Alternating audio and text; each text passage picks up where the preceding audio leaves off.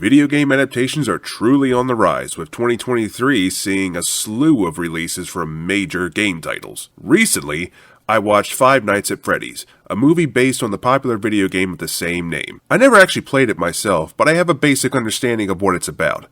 In the game, you play a night security guard, and your job is to keep an eye on Freddy Fazbear's Pizza Place. It's like a Chuck E. Cheese themed restaurant that's seen better days. Sounds like an easy enough job, but the animatronic characters come to life and try to kill you, so you have to utilize your limited power supply to keep them from entering the security room and murdering you. The game saw massive success, garnering a loyal fan base and several sequels that expand upon the lore, so naturally, a live-action horror film based on the franchise seemed like a winner. So as a spectator, what did I think of this movie? Well, it had some good moments, but overall, the film feels like a waste of time and potential. For starters, I like that the movie is set somewhere in the 90s or early aughts when our current tech wasn't available.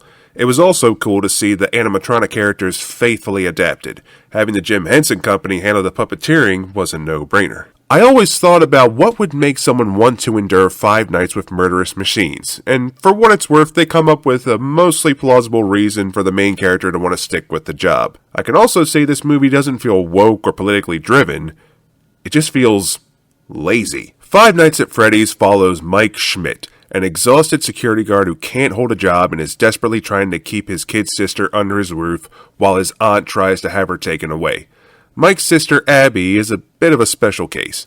She draws pictures of imaginary children who she talks to more than her own brother. But being the good big brother that he is, Mike goes to his parole officer who is scraping the bottom of the barrel for jobs. He comes up with a night security gig, which Mike initially declines. You see, Mike takes sleeping pills and uses ambient noise to trigger a dream wherein he relives the moment his younger brother, Garrett, was kidnapped right in front of him. This memory haunts him, so he uses sleep to figure out who took his little brother all those years ago. Meanwhile, his sister feels neglected and spends more time with her imaginary friends and treats Mike like a second-class citizen. Anyway, Mike takes the job at Freddy Fazbear's Pizza Place, and that's when the movie really begins. Now, as I understand it, the game drops bits of lore to help the player piece together what happened to the pizzeria and why the animatronics come to life at night. For this movie, they use a mouthpiece in the form of a cop named Vanessa to fill everyone in on the lore. The problem is her character doesn't come into the game until a much later entry, and the lore behind the animatronics isn't explained until the third game. The addition of Vanessa as a pundit for the story behind the pizzeria, as well as a potential romantic partner for Mike, feels overly forced.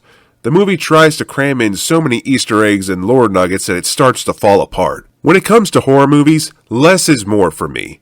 Getting so much info behind the Fazbear characters kills the mystique. The original game gave a reason behind the animatronics coming to life, but the true reason wouldn't be known until a later entry. Blowing the entire load in this movie feels like a wasted opportunity. If this movie was meant to be a standalone, then I guess it manages everything well enough, but given the popularity of the game, I could see this being a film franchise. If a sequel comes out, then they'll wish they had squandered some of those major story details for later. The movie comes off lazy in its writing, trying to build a mystery using Vanessa while neglecting to ask certain questions that would have benefited the story greatly, not to mention the characters. Mike never questions Vanessa's devotion to the pizzeria until much later, and by then, it's just frustrating. The film caters to longtime fans with solid fan service, but for those of us who have no real connection to the game, it feels like a weak first impression. It's like the animatronics were treated with all the care they deserved, while the script was just a bunch of rehashed horror tropes that make the story feel clumsy.